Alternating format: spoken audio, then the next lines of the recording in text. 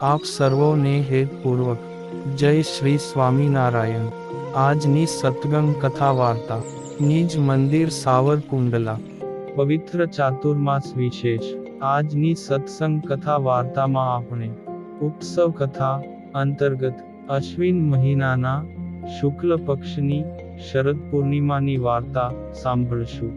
શરદ પૂર્ણિમાને આસો મહિનાની પૂર્ણિમાની તિથિ કહેવામાં આવે છે અને એનું મહત્વ વર્ષની તમામ 12 પૂર્ણિમાઓમાં સૌથી વિશેષ છે। એવું માનવામાં આવે છે કે આ દિવસે શ્રી દેવી લક્ષ્મી પ્રગટ થયા હતા, તેથી આ દિવસને શ્રી દેવી લક્ષ્મીની જન્મ જયંતી તરીકે પણ ઉજવવામાં આવે છે। શરદ પૂર્ણિમાએ ચંદ્ર પોતાની 16 કળા પૃથ્વી પર વરસાવે છે। પૂર્ણિમામાં શરદની પૂર્ણિમા શ્રેષ્ઠ છે। આ આસો માસની પૂર્ણિમા શરદ ઋતુની પરાકાષ્ઠા સમાન છે। શાસ્ત્રોની દ્રષ્ટિએ આ દિવસે ચંદ્ર પૃથ્વીની વધારેમાં વધારે નજીક હોય છે। શરદ પૂર્ણિમાનો ચંદ્ર શીતલતાનો પ્રકાશ આપે છે। શ્રીમદ ભગવદ ગીતામાં પણ ભગવાન શ્રી કૃષ્ણે નક્ષત્રાણામ અહમ શશી આવું કહીને ચંદ્રની શોભા વધારી છે। શરદ પૂર્ણિમાની રાત્રિએ લક્ષ્મીજી સ્વયં આકાશમાં વિહાર કરે છે અને મૃત્યુ લોકના મનુષ્યોને જોતા જોતા બોલે છે, જે કો જાગૃતિ કોણ જાગે છે, જે જાગે તેને ધનવાન બનાવીશ। સનતકુમાર સંહિતામાં કોજાગરી પૂર્ણિમા, જેને ઘણા શરદ પૂર્ણિમા તરીકે ઓળખે છે, તેની પણ એક કથા છે। આ કથા અનુસારે મગધ દેશમાં વલિત નામનો બ્રાહ્મણ હતો। તે કુશનો પુત્ર હતો। આ બ્રાહ્મણની પત્ની કજિયાળી હતી। તે પોતાના પતિની આજ્ઞાથી વિપરીત વર્તન કરતી। એકવાર તેણે પતિના પિતાનું શ્રાદ્ધ પિંડ ગંગા નદીમાં નાખવાને બદલે વિષ્ટાના કૂવામાં નાખ્યું। તેથી તે બ્રાહ્મણ દુઃખી થઈને વનમાં ચાલ્યો ગયો।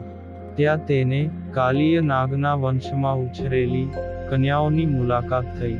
આ કન્યાઓએ કોજાગર વ્રત કર્યું હતું। શરદ પૂર્ણિમાએ આ કન્યાઓએ બ્રાહ્મણને જુગાર રમવા બેસાડ્યો। તે બ્રાહ્મણ પોતાના શરીર સિવાય બધું જ હારી ગયો। આ જ સમયે લક્ષ્મીજી તથા શ્રી વિષ્ણુ ભગવાન ત્યાંથી પસાર થયા।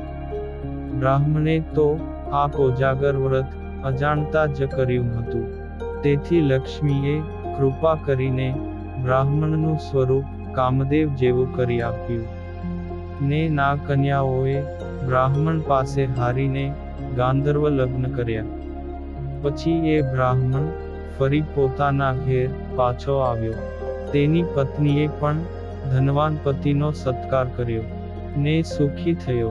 આ પ્રસંગ પછી સનતકુમાર સંહિતામાં લખે છે કે નિશિથે વરદા લક્ષ્મી કો જાગૃતિ ભાષિણી તસ્મૈ વિત્ત પ્રયચ્છામિ યો જાગૃતિ મહિતલે। અર્થાત જે લોકો આ શરદ પૂર્ણિમાની રાત્રિએ જાગે છે, તેના ઉપર લક્ષ્મીની કૃપા વરસે અને તેઓ ધનવાન બને છે। આ ઋતુમાં આકાશ નિર્મળ હોય છે, શ્વેત ચાંદની રેલાતી હોય છે। ચંદ્રના શાંત અને શીતળ પ્રકાશથી અનેક પ્રકારની વનસ્પતિ અને ઔષધિઓને અત્યંત પુષ્ટિ મળે છે। શ્રી કૃષ્ણચંદ્રજી શ્રીમદ્ભગવદ ગીતામાં કહે છે કે પુષ્ણામી ઔષધિ સર્વાઃ સોમો ભૂત્યા રસાત્મકઃ।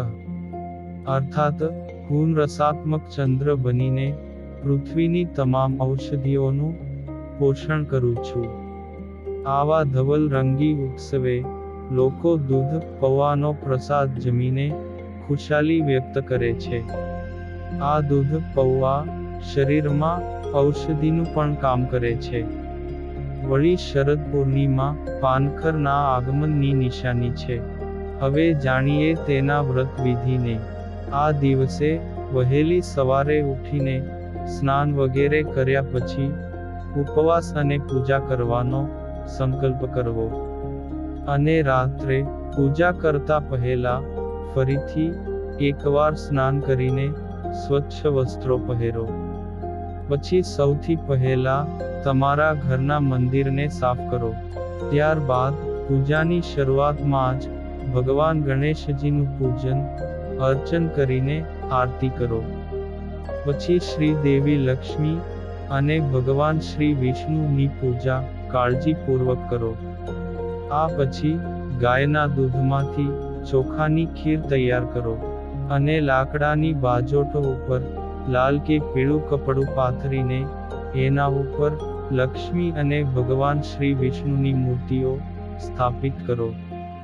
જો તમે ઈચ્છો તો તાંબા અથવા માટીના કળશ ઉપર લાલ કપડું પાથરીને એના પર પણ દેવી લક્ષ્મીની સોનાની મૂર્તિ સ્થાપિત કરી શકો છો.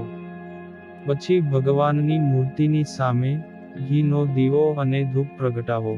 આ પછી ગંગા જળથી તેને સ્નાન કરાવીને અક્ષત તથા રોલીથી તિલક કરો. ત્યાર પછી સફેદ મીઠાઈ અથવા ખીર ધરાવીને લાલ કે પીળા ફૂલ ચઢાવવા. માતા લક્ષ્મીને ગુલાબનું ફૂલ અર્પિત કરવાથી વિશેષ લાભ થાય છે. પછી સાંજે જ્યારે ચંદ્ર ઉગે ત્યારે તમારી ક્ષમતા અનુસારે 100 માટીના દીવા અથવા શુદ્ધ ગાયના ઘીથી દીવા પ્રગટાવવા. અને ઘરના મુખ્ય દરવાજાની બંને બાજુએ, રસોડામાં, ધાબા ઉપર ને મંદિરમાં દીવા પ્રગટાવીને છેલ્લે દેવી મહાલક્ષ્મીની આરતી કરો. અને રાત્રે મહાલક્ષ્મી માતાના મંત્રોનો જાપ કરતા રહો. આમ કર્યા પછી ખીરને માટીના વાસણમાં ભરીને એને ચાળણીથી ઢાંકીને એને ચાંદનીમાં રાખો. પછી આખી રાત જાગતા રહીને ભગવાનના વિષ્ણુ સહસ્ત્રનામનો જાપ, શ્રી સૂક્તનો પાઠ, ભગવાન શ્રી કૃષ્ણના મહિમાનું ગાન, ભગવાન શ્રી કૃષ્ણના મધુરાષ્ટકમનો પાઠ અને કનકધારા સ્તોત્રનો પાઠ કરો. પછી બીજા દિવસે સવારે બ્રાહ્મ મુહૂર્તમાં ઉઠીને સ્નાન કરો અને પૂજા પાઠથી પરવારીને એ ખીર શ્રી દેવી લક્ષ્મીને અર્પણ કરો. પછી એ ખીરને તમારા પરિવારના સભ્યોમાં પ્રસાદ તરીકે વહેંચો.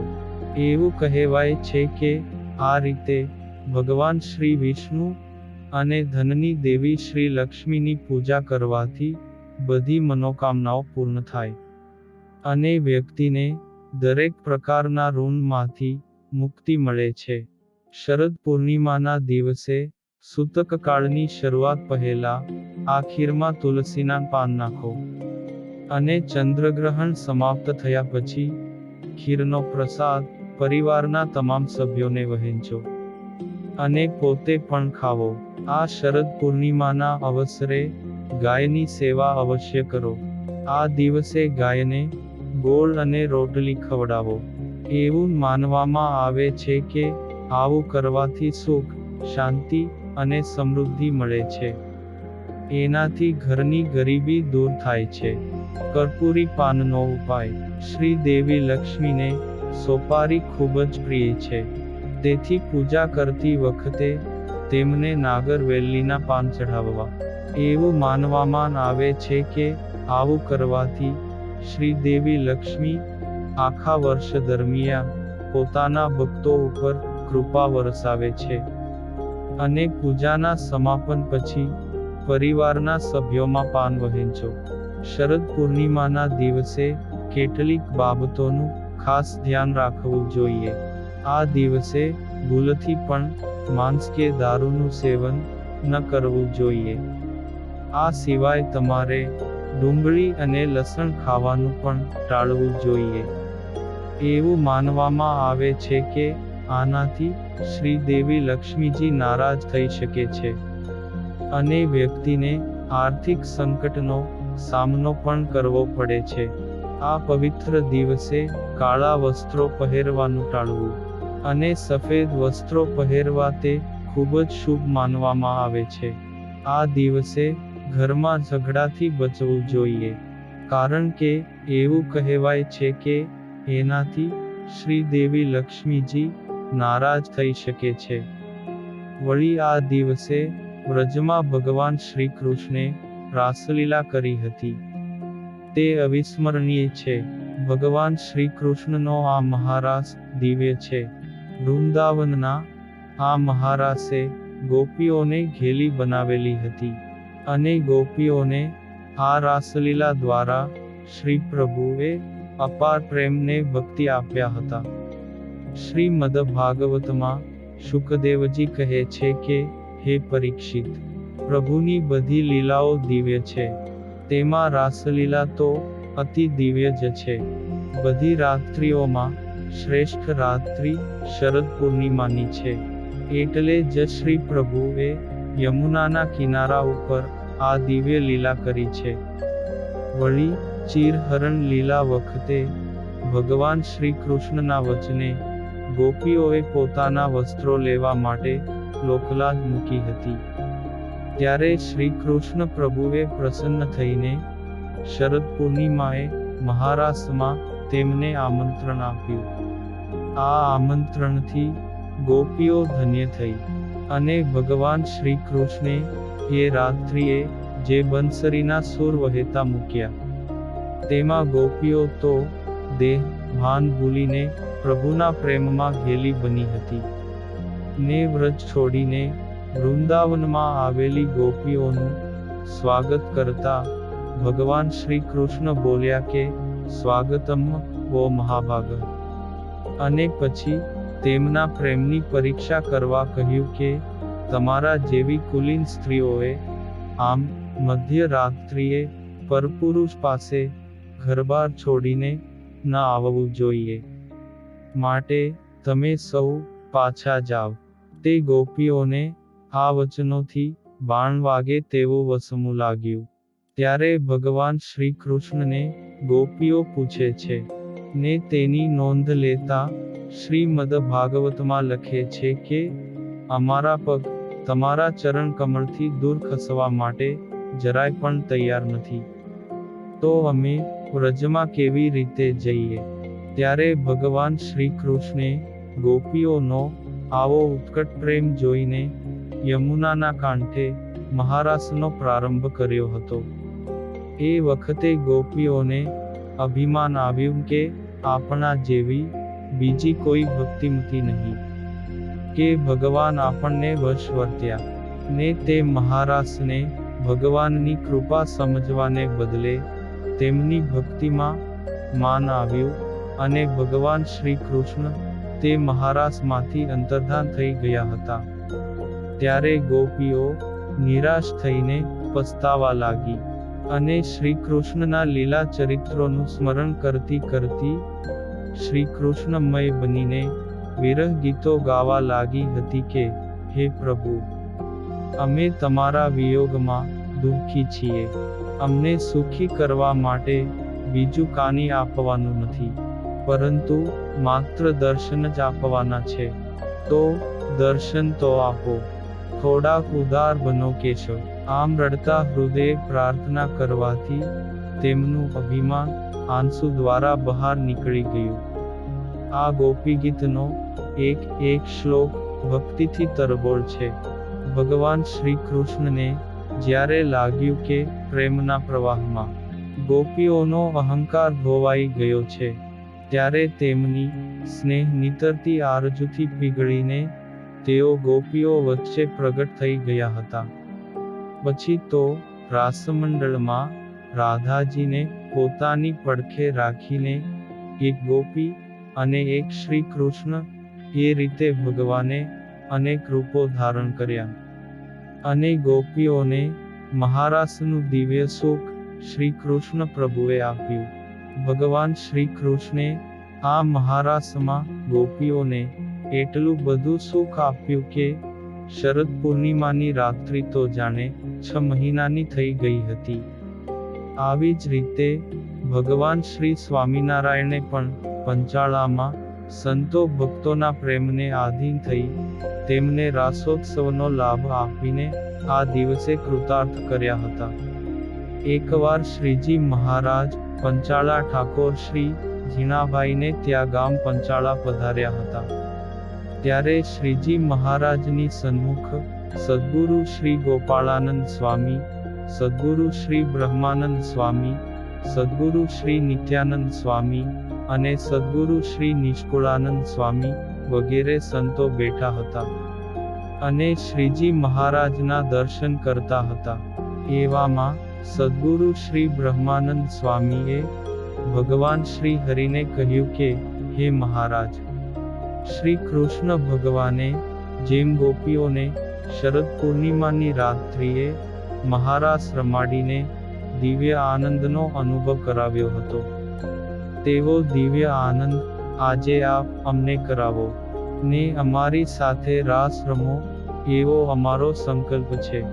એટલે શ્રીજી મહારાજે કહ્યું કે, તો પછી ગામની પશ્ચિમ દિશામાં જે ટેકરો છે, જ્યાં વિશાળ પટાંગણ છે, ત્યાં મહારાસ ગોઠવો અને બાજુમાં સાબળી નદી વહે છે ને પૂર્ણિમાની રાત્રિ છે, એટલે ચંદ્ર પણ પૂર્ણ પ્રકાશે પ્રકાશી રહ્યો હશે. પછી તો સાંજ ઢળી અને હરિભક્તો અને નગરજનો સૌ સાબળી નદીના કિનારા ઉપર જ્યાં મહારાસ યોજાવાનો હતો ત્યાં જવા લાગ્યા. લગભગ રાત્રિના 9નો સુમાર થયો હશે. ત્યાં તો સમગ્ર પટાંગણમાં નદીના બંને કિનારે તેમજ આજુબાજુના ઝાડ ઉપર હજારો મનુષ્યોની ભીડ જામી ગઈ. પછી ઝીણાભાઈએ ત્રંબાળું, ઢોલ, શરણાઈ, કાંસા જોડી, કરતાલો વગેરે સાજ તૈયાર કરાવીને ત્યાં મોકલી આપ્યો હતો.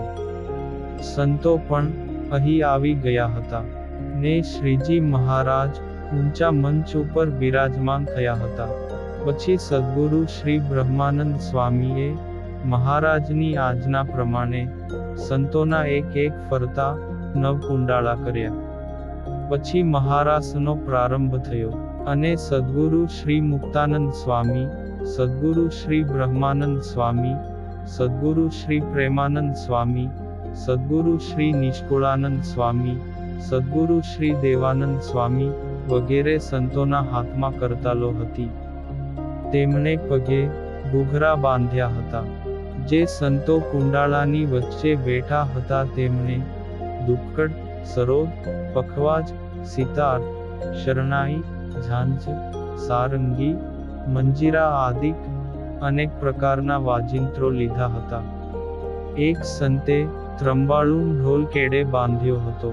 તેણે તેના ઉપર દાંડી મારીને પખવાજ તથા દુક્કડના નાદ સાથે સદ્ગુરુ શ્રી બ્રહ્માનંદ સ્વામીએ રાસોત્સવના કીર્તનો શરૂ કર્યા. પછી તો સદ્ગુરુ શ્રી બ્રહ્માનંદ સ્વામીના પહાડી સુરોની સાથે વાજિંત્રોના નાદની મિલાવટ થઈ ગઈ અને સંતોએ પગમાં પહેરેલા ઘૂઘરાના અવાજ પગના ઠેકા સાથે આ સુરમાં સુરમ્ય બની ગયા. કરતાલના નાદે પણ સુરો સાથે ઠાવકી મહોબત જમાવી દીધી હતી ને સદ્ગુરુ શ્રી બ્રહ્માનંદ સ્વામીની એક જ કીર્તનની પંક્તિના ઉચ્ચારણ સાથે જ રાસ જામ્યો અને સંતો પોતપોતાના કુંડાળામાં ઘૂમવા લાગ્યા. સંતોનો આ દિવ્ય આનંદ શ્રીજી મહારાજે જોયો ને તેમની મસ્તી જોઈ પોતાનું દેહભાન ભૂલીને કેવળ પોતાના ઉપાસ્ય સ્વરૂપની ભક્તિમાં જ તેમને સૌને તલ્લીન બની ગયેલા જોઈ ભગવાન શ્રી હરિ એકદમ મંચ ઉપરથી ઊભા થયા અને બધા જ કુંડાળા વિંધીને પહેલા કુંડાળામાં પહોંચી ગયા. શ્રીજી મહારાજને અંદર આવતા જોઈ સંતોના આનંદનો અવધિ ન રહ્યો. તે વખતે વેગથી રાસ મંડળમાં ફરતા સદ્ગુરુ શ્રી બ્રહ્માનંદ સ્વામીએ બીજા કીર્તનની પંક્તિ શરૂ કરી અને શ્રીજી મહારાજ સંતો સાથે તાળી દઈને રાસમાં ફરવા લાગ્યા. જાણે કે સઘળું બ્રહ્માંડ ફરતું હતું. સૂર્ય, ચંદ્ર, તારા, નક્ષત્રો તેમજ સકળ લોકના અધિષ્ઠાતાઓ આજે શ્રી પુરુષોત્તમ નારાયણે પૃથ્વી ઉપર સાક્ષાત અક્ષરધામ ખડું કર્યું હતું. તે દિવ્ય પ્રસંગના દર્શન કરવા માટે નભમંડળમાં આવી ગયા હતા. સંત મંડળ, હરિજનો અને નગરજનો આ દિવ્ય આનંદમાં મસ્ત બની ગયા હતા. પછી સદ્ગુરુ શ્રી બ્રહ્માનંદ સ્વામીના મુખમાંથી તો એક પછી એક કીર્તનોની પંક્તિઓ સરતી જ હતી. ભગવાન શ્રી હરિ સંતો સાથે તાળીના તાન દેતા, નેણ કટાક્ષોથી તેમના હૈયા વિંધતા, આજે જાણે સમગ્ર દિવ્યતાથી સંતો ને હરિભક્તોના હૃદય સભર કરી દેવા છે તેવા સંકલ્પથી ઘૂમી રહ્યા હતા. પરંતુ શ્રીજી મહારાજ ફક્ત મોટેરા સંતો સાથે જ રાસ રમે છે, તાળીઓના તાન આપે છે. તે જોઈને બીજા કુંડાળામાં ફરતા સંતોને પણ સંકલ્પ થયો કે મહારાજ અમને એ સુખ ન આપે. અને આશ્ચર્યવત તેમની પડખે શ્રીજી મહારાજ તેમને દેખાયા. એક એક સંત અને સાથે મહારાજ. જેટલા સંત એટલા ભગવાન શ્રી હરિના સ્વરૂપો. આ દિવ્ય આનંદના ઉન્માદથી સંતોનો વેગ વધ્યો, ને વાજિંત્રોના ઘોષ પણ મેઘની ગર્જનાને થંભાવી દે તેવા થવા લાગ્યા. અને મહારાજ જામ્યો. તે ચંદ્ર પણ આ દિવ્ય દર્શનનો લાભ લેવા માટે થોડો થંભ્યો. ત્યારે સૂર્યદેવને થયું કે તેને કોઈનો શાપ થયો હશે, તેથી આ મહારાજ દર્શનથી તે વંચિત રહ્યા. અને સાબળી નદી પણ આજે ધન્ય બની ગઈ. તેમજ પંચાળાની ભૂમિ સમગ્ર પૃથ્વીમાં દિવ્યતમ તીર્થ સ્વરૂપ થઈને શોભવા લાગી. પછી દરેક પરમહંસોને એમ જણાયું કે શ્રીજી મહારાજ મારી સાથે જ હાથમાં હાથ મિલાવીને મંદ મંદ હસતા હસતા રાસ રમણ કરી રહ્યા છે. એ વખતે મહાપ્રભુ શ્રી હરિના અનેક સ્વરૂપોમાંથી શીતળ અને શાંત કિરણો પ્રગટ્યા, અને દર્શન કરનારને પણ અતિ શાંતિ પમાડતા હતા. પશુ પક્ષી, વેલી, વન, નદી, જળ સહુ થંભી ગયા. દરેક રાસ રમનારાઓ પણ શરીરનું ભાન ભૂલીને એક ભગવાન શ્રી હરિની મૂર્તિમાં એકતાર બનીને રમવા લાગ્યા. આમ રાસમાં અદ્ભુત દિવ્ય સાહિત્ય, સંગીત અને નૃત્યનો સંગમ રચાયો. તે જગતના ભાવો ભૂલીને દિવ્યાનંદમાં મસ્ત બનીને જુદી જુદી રીતે અને શ્રેષ્ઠ ઢબથી જ્યારે રાસની બરાબર જમાવટ થઈ, એ સમયે આકાશમાંથી દેવતાઓ ભગવાન શ્રી હરિના દર્શન કરીને જય જયકાર કરીને પુષ્પોની વૃષ્ટિ કરવા લાગ્યા. આ અદ્ભુત દ્રશ્યને જોઈ હજારો નરનારીઓ આશ્ચર્યમુગ્ધ થઈને હર્ષઘેલા બની ગયા. ને સદ્ગુરુ શ્રી બ્રહ્માનંદ સ્વામી શીઘ્રતાથી નવીન અને ચારણી સાહિત્યમાં બેનમું રાસાષ્ટકના રેણકી છંદો ગંભીર રાગથી ગાવા લાગ્યા. આ રીતે એક પછી એક છંદોની વર્ષા સદ્ગુરુ શ્રી બ્રહ્માનંદ સ્વામીએ કરી. ને રાસની રમઝટ ચાલી. પરંતુ બ્રહ્માનંદ સ્વામી થાક્યા ત્યારે પુસ્તકમાંથી જોઈ જોઈને કીર્તનો બોલવાની આજ્ઞા કરી. સમય કેટલો થયો તેનો કોઈને ખ્યાલ રહ્યો નહીં. ભગવાન શ્રી હરિને તો આ મહારાજ થંભાવવો જ નહોતો, પણ સંતોને લાગ્યું કે આવતીકાલે હજુ રંગે રમવાનું છે, તો શ્રીજી મહારાજ જરૂર થાકી જશે. પછી સદ્ગુરુ શ્રી બ્રહ્માનંદ સ્વામીએ તરત જ યુક્તિ કરી. ને ઘાસનો એક ઢગલો દૂર પડ્યો હતો, તેને સળગાવવા માટે સુરાખાચરને ઈશારો કરી દીધો. તે મુજબ સુરાખાચરે ઘાસના ઢગલામાં તણખો મૂક્યો, અને તે સળગ્યો. એટલે સદ્ગુરુ શ્રી બ્રહ્માનંદ સ્વામીએ બૂમ પાડી કે દોડો દોડો, પડખે આગ લાગી હોય એવું લાગે છે. આ સાંભળીને સંતો થંભ્યા, અને કેટલાક તો પોતાના ઝૂંપડા ન સળગે તે સંભાળવા માટે દોડ્યા. અને શ્રીજી મહારાજ આ જોઈ રહ્યા હતા, ને પછી બોલ્યા કે આ યુક્તિ નક્કી બ્રહ્માનંદ સ્વામીની લાગે છે. ત્યારે બ્રહ્માનંદ સ્વામીએ કહ્યું કે હે મહારાજ, આપની મરજી વિના તો તણખલું પણ ફરતું નથી, તો પછી મારી યુક્તિથી આ કેમ લાગે? ત્યારે શ્રીજી મહારાજ તો હસી પડ્યા, અને મહારાસ પૂરો થયો ત્યારે રાત્રિ પણ લગભગ પૂરી થવા આવી હતી. તે સૌ સંતો શ્રીજી મહારાજની આજુબાજુ વીંટળાઈ ગયા, ને બ્રહ્માનંદ સ્વામીએ કહ્યું કે હે મહારાજ, આ તો 6 માસથી પણ રાત્રિ વધુ મોટી થઈ હોય એવું લાગે છે. ત્યારે શ્રીજી મહારાજે કહ્યું કે કાળ અકળાયો હતો, તેથી તેને છૂટો મૂકવો પડ્યો, નહીં તો અક્ષરધામનો આ મહારાસ કદીએ પૂરો થાત જ નહીં.